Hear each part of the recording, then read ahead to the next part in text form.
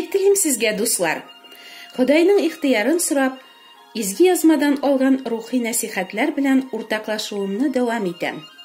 Әлеге компьютер заманына кадәр без бәләкәй чакта зур кара дискка язылган җырларны проигрывательгә куеп уйната һәм шуннан тыңлый идек. Әгәр шул дискны токка тоташтырмый гына, авазларны укый торган энәсен төшереп, кул белән генә әйләндерсәң, күз алдыгызга китерегез, ниндирәк көй чыга. Безнең дә тормыш хуҗасына мәңгелек чыганакка тоташтырылмыйча гына яшәргә һәм бәхетле булырга тырышуыбыз нәкъ шундый дискны кул белән әйләндерүдән чыккан авазларга охшаган да инде. Ничек мәңгелек тормыш чыганагына тоташтырылырга соң?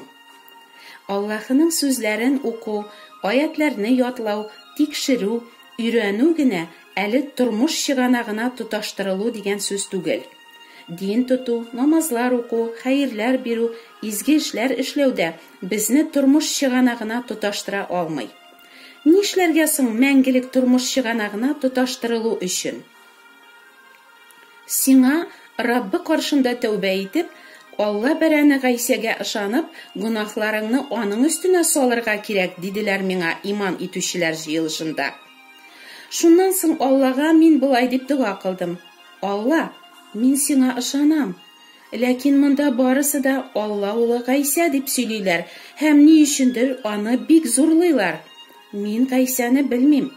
Әгәр аңа да ышанырга кирәк икән, Алла, бир миңа ышаныч, дидем. Шул көннән башлап, минем тормышым шул кадәр үзгәрде. Ниндидер илаһи шатлык, сөенеч, рәхәтлек тулды күңелгә.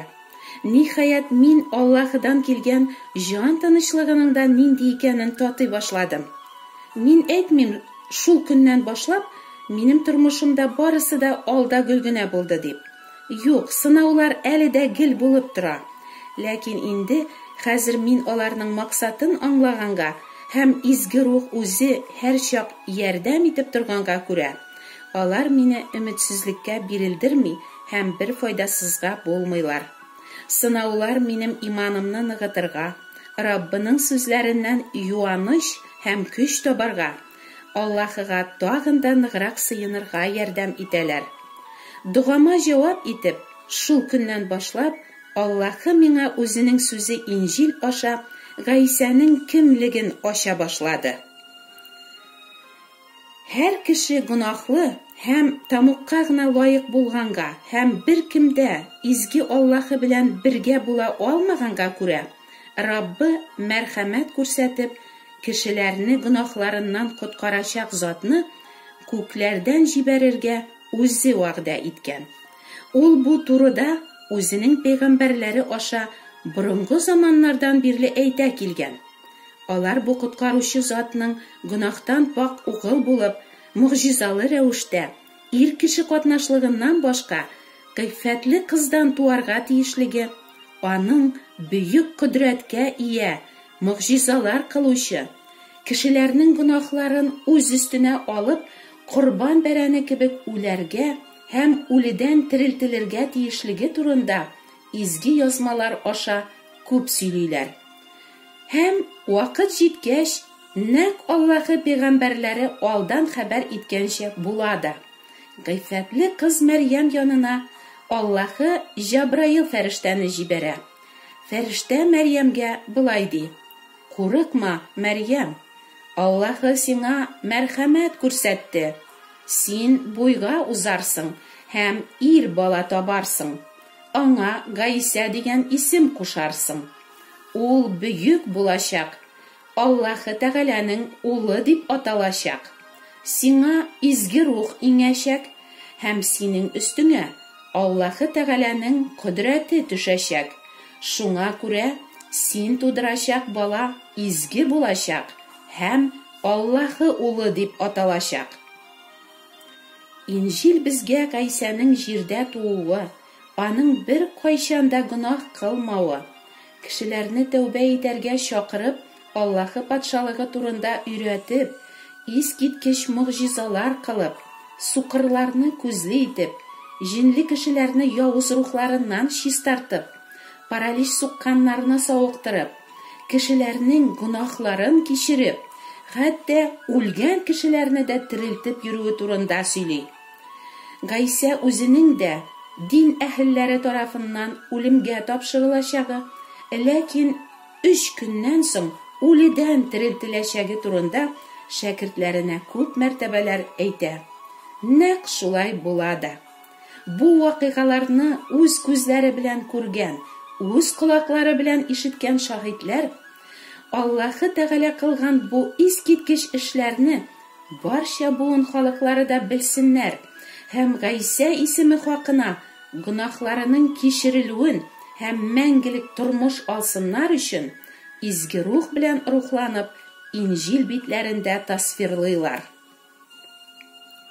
Аллаһы безгә дин тотып, юлалар үтәп яшәргә түгел, изге хәбәргә ышанып, Гайса аша безгә биргән мәрхәмәтен кабул итәргә куша. Аллаһының һәр кешегә котылу бирүче бу мәрхәмәте менә нәрсәдән гыйбарәт. Гайса безнең гөнаһларыбыз өчен үлемгә тапшырылды һәм без Аллаһы тарафыннан аклану алсын өчен үледән терелтелде. Аллаһы безне коткару өчен алыштыру ысулы куллана. Гайса безнең урынга, безнең гөнаһлар өчен хак түли, безгә үзенең сафлыгын, гадаләтлелеген бүләк итә.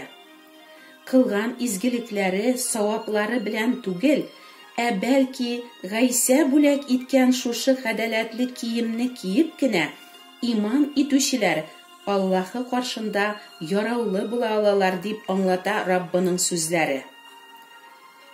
Коткаручыбыз Аллаһы үзенең игелеклелеген һәм кешеләргә карата мәхәббәтен күрсәткәндә, безне кылган тақва эшләребез аркасында түгел, бәлки үзенең шәфкате буенча изге рух белән яңадан тудыру ва яңарту аркылы үзенең юып чистарту гамәле аша коткара. Аның мәрхәмәте аша акланып, һәр кем мәңгелек тормышка ия булсын өчен, ул бу рухны коткаручыбыз Гайса Мәсих аша барлык аңа ышанучыларга мул итеп яудыра, дип укыйбыз изге язма битләрендә. Хөрмәтле дуслар, Раббы сезгә дә Гайсаның кемлеген ачып, сезне дә үлемнән тормышка күчерсен иде дип дуга кылам. Ихлас тәүбә итеп, гөнаһларыннан борылучыларга ул яңа йөрәк, яңа рух бирергә вәгъдә итә. Мәңгелек тормыш чыганагына тоташтыручы бердән-бер күпер ул гөнаһсыз Гайса Мәсих. Мин юл, хакыйкать һәм тормыш. Минем аркылы үтмичә, атам янына бер кем дә килә алмаячак, ди безгә телендә һич кайчан ялган булмаган Аллаһы улы. Авырлыктан җәфа чигүчеләр, һәммәгездә миңа килегез. Мин сезгә тынычлык бирермен, дип чакыра Гайса. Ул биргән илаһи тынычлыкта гына безнең җаннарыбыз шатлык, сөенеч һәм рәхәтлек таба. Аллаһы гөнаһларыгызны кичереп, сезне тамуктан коткаруын теләсәгез, тормышыбыз хуҗасының сүзләрен, изге язманы бөтен күңелегезне биреп өйрәнегез һәм фикерләү рәвешегезне үзгәртегез. Ихлас тәүбә итеп, гөнаһларыгызны калдырыгыз. Аллаһы үзе күктән җибәргән коткаручы гөнаһсыз Гайса артыннан иярегез. Аллаһыга үзегез дөрес дип уйлаганча түгел, Раббы кушканча табыныгыз. Шул чакта Ходай сезгә дә мәрхәмәт һәм бәхет капкаларын ачар. Киләсе чыгышымда, Ходай насыйп итсә, тормыштагы төрле хәлләр аша Аллаһы ничек безнең йөрәктә яшәүче гөнаһларны күрсәтүе һәм Хуҗа Раббыбызның мәрхәмәте турында сөйләргә телим. Үзегезгә һәм якыннарыгызга Аллаһының коткаруы килсен иде. Амин.